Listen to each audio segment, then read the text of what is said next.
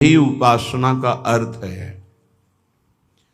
सदैव अपने इष्ट के समीप रहना उपासना, समीप रहना भाव से, तन से। हमारा तन उनकी सेवा में, मन उनके भाव में, वाणी उनके नाम गुण कीर्तन गायन में, श्रवणेन्द्रिय उनके श्रवण गुणों का करना, नाम कीर्तन का करना, नाम जप का श्रवण करना, साक्षात भगवत स्वरूप हो जाता है। जो है वही प्रकाशित हो जाता है। ये भटकना इसी जन्म में सुधर सकता है, पशु पक्षी आदि योनियों में नहीं। इसलिए सावधान होकर के एक एक क्षण, एक एक श्वास, एक एक वृत्ति राधा नाम में लगा दो, खुद परिणाम देख लोगे। श्री कृष्ण चंद्रजू को कोई अपनी तपस्या के द्वारा यज्ञ दान वेदाध्ययन तीर्थ स्नान आदि के द्वारा कभी वशीभूत नहीं कर सकता। और निश्चित किया हुआ मूल्य राधा नाम है। जो राधा राधा राधा वो प्रभु को अधीन कर लेता है।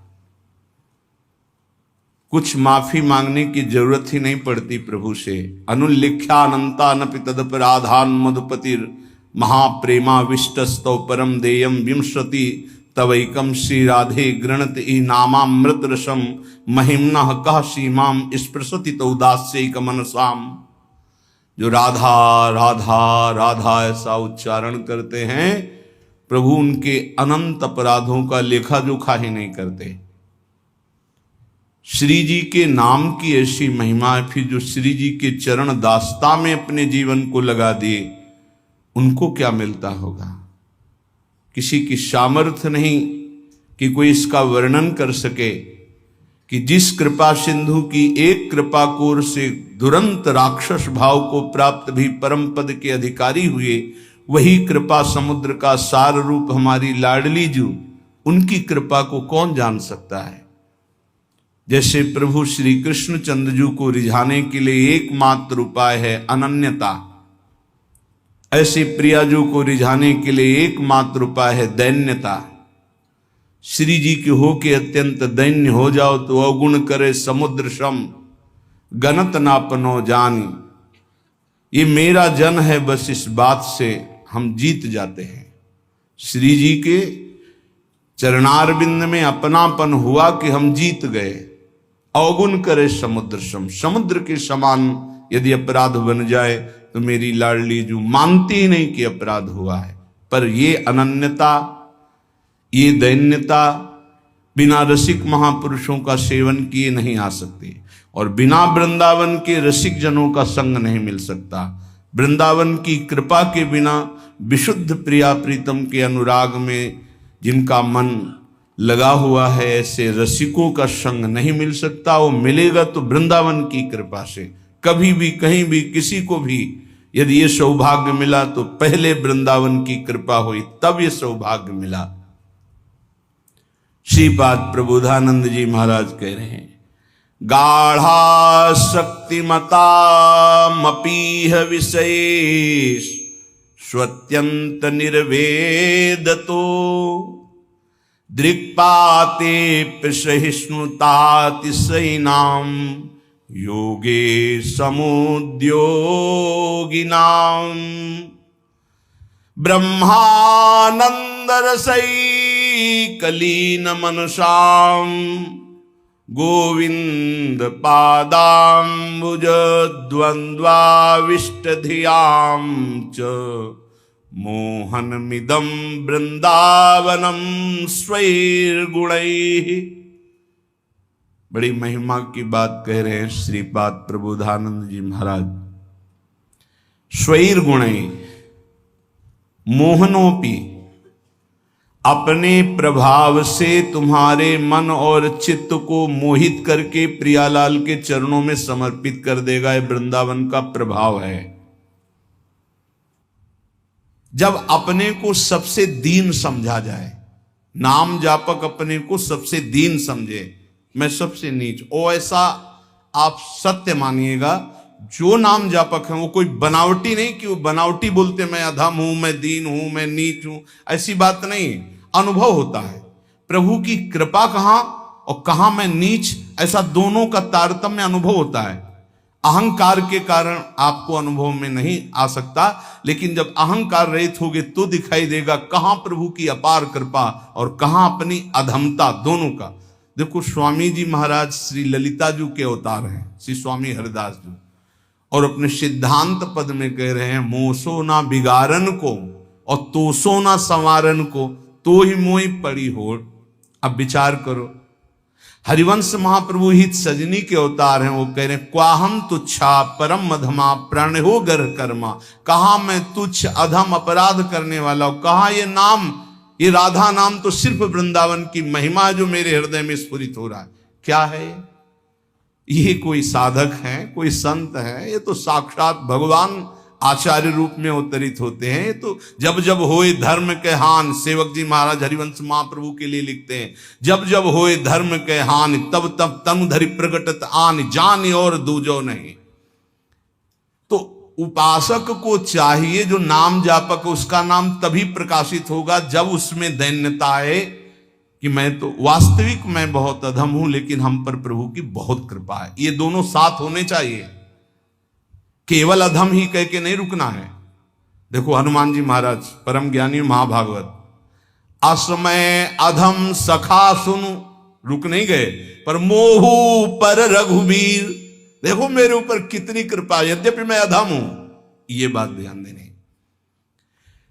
नाम जापक उपासक तभी दिव्य ऊंचाई पर पहुंचता है जब तृण से भी अपने को नीचा समझता है। बहुत सहनशील होना चाहिए नाम जापक को, नाक में गुस्सा नहीं होना चाहिए। और ध्यान रखना, भजन करोगे तो ये आ जाएगा, सही ढंग से चलोगे तो नाक में गुस्सा आ जाएगा, क्योंकि अभिमान स्फुरित होगा जो अंदर है, उसको दमन करने के लिए गुरु शासन में रह जाता है। त्रिभुवन में कोई दूसरा नहीं है जो भजन का अभिमान नष्ट कर सके, केवल गुरु नष्ट करते हैं। एकमात्र अहंकार पर अगर हथौड़ा कोई मार सकता है ज्ञान का, तो केवल गुरुदेव है, दूसरा तो ऐसे ही बोलेगा, लेकिन वो सीधा प्रहार उसी अहंकार पर।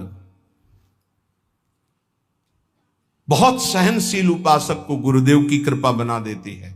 इसलिए एक प्रश्न हुआ था कि हम अव्यक्त रूप से गुरु मान लेते हैं तो हमें क्या भगवत प्राप्ति नहीं होगी? देखो अव्यक्त तुम्हें चपत लगाने नहीं आएगा, ध्यान देना। अव्यक्त तुम्हें ऐसा नहीं कि खड़े रहो, यहां यही खड़े रहो जब तक लौट के नाम है, यही खड़े रहो, चलो ऐसा करो। ये हमको प्रगट गुरु चाहिए, क्योंकि प्रगट में फंसे हैं। वो हमको दुलार भी करें, हमें डांट भी सके, हमें चपत भी लगा सके, तभी हम सुधरेंगे। मान लो हम अव्यक्त गुरु मान लेते हैं तो जो मन आया सो कर रहे हैं, वो समझा। अव्यक्त गुरु तुमको कौन ऐसा है जिसको उपदेश नहीं कर रहे? आप बुरा करने चलते हो, अव्यक्त गुरु अंदर रोकते, मान पाते हो आप? एक त्रिभुवन में गुरुदेव के सिवा कोई ऐसा नहीं है जो निर्विकार और निरहंकार कर सके। ये हम खुली बात कहते हैं। भगवान भी हमारे हृदय में बैठे रहे, निर्विकार नहीं किए। जन्म जन्मांतर से हमारे साथ हैं, कभी निर्विकार नहीं किए, कभी निरहंकार नहीं किए। वही हृदयस्थ भगवान अव्यक्त जब व्यक्त रूप गुरु रूप धारण किए तो पक्का सुधार हो गया, पक्का माया से मुक्त करने का मार्ग दिखा दिया। नहीं तो हाथ उठा कहते चाहे सर के बल खड़ा होकर तप करे, अहंकार पे कोई फर्क नहीं पड़ता। 10-10 हजार वर्ष तक खड़े रहे, जटाओं में घोंसले बन गए, चिड़िया बैठी, तुम कितने साल जियोगे? सारा अहंकार मिट्टी में, सब ज्ञान है तो क्या हुआ? केवल जल पी के रहे तो क्या हुआ? कितने ऐसे पशु पक्षी जल आहार करते हैं, उनको भगवत प्राप्ति हो गई। हर अहंकार की धज्जियां गुरुदेव उड़ाते हैं, और जब गुरुदेव का ऊपर वरद हस्त नहीं रहता तो सिद्धता का नाटक शुरू हो जाता है, नाटक शुरू हो जाता है। इसीलिए अत्यंत दैन्य भाव वास्तविक जब आएगा तो गुरुदेव के चरणों में आएगा। पक्का समझो, हम आपको हृदय की बात कहता हूं, जब तक गुरुदेव की कृपा नहीं तो 2 बातों पर विजय नहीं प्राप्त की जा सकती। विकारों पर षड विकार जित, ये गुरुदेव की कृपा, और अहंकार रहित होना केवल गुरुदेव की कृपा, ये दैन्यता केवल गुरुदेव। ये खूब अंदर की बात कह रहा हूं, खूब साधन मार्ग में चल के कह रहा हूं। जब तक गुरु कृपा नहीं होगी प्रगट गुरुदेव की, तब तक दो बातों पर विजय नहीं प्राप्त की, एक तो विकार और दूसरे अहंकार। बहुत सहनशील होना, सहनशील गुरुदेव बनाते हैं, ठोक ठोक के हर जगह, जहां कमजोर हो वहीं पीट पीट के।